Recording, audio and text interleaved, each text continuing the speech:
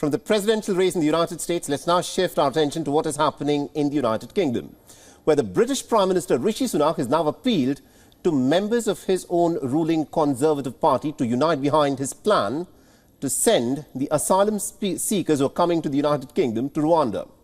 He has now warned that if he were to toughen his plan any further, then the whole scheme could collapse.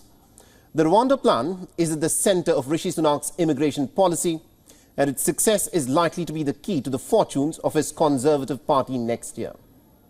That means that this bill blocks every single reason that has ever been used to prevent flights to Rwanda from taking off. The only extremely narrow exception will be that if you can prove with credible and compelling evidence that you specifically have a real and imminent risk of serious and irreversible harm. We have to recognise that as a matter of law. And if we didn't, we'd undermine the treaty we've just signed with Rwanda. As the Rwandans themselves have made clear, if we go any further, the entire scheme will collapse. And there is no point having a bill with nowhere to send people to. Now remember, it is Rishi Sunak's Rwanda plan that is as controversial as it can get.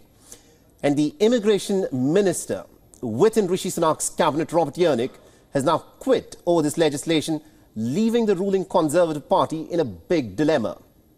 Now, Yernick, in fact, resigned after Rishi Sunak's administration published emergency legislation called the Safety of the Rwanda Bill, designed to ensure that Rwanda is regarded as a safe country. This is what Britain under Rishi Sunak is trying to push home, that Rwanda is a safe country. This after United Kingdom's Supreme Court verdict last month, which had deemed that that was actually not the case.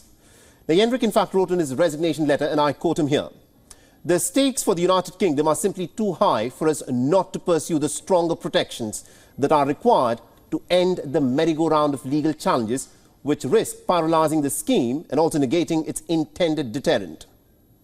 Now, that was, of course, seen as a reference to Rishi Sunak's refusal to take Britain out of the European Convention of Human Rights.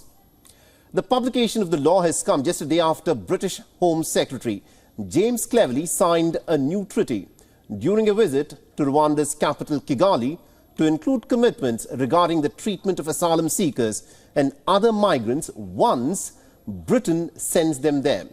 Now, here's what the treaty states. The treaty guarantees that any people who are sent to Rwanda from Britain to claim asylum will not be at the risk of refoulement, which is a legal term for being sent to a third nation where they could be persecuted. The draft bill, which deems Rwanda to be a safe nation, is set to be rushed through the House of Commons. It bypasses some of the sections of the Human Rights Act. However, the bill stops short of what some on the Tory right are demanding.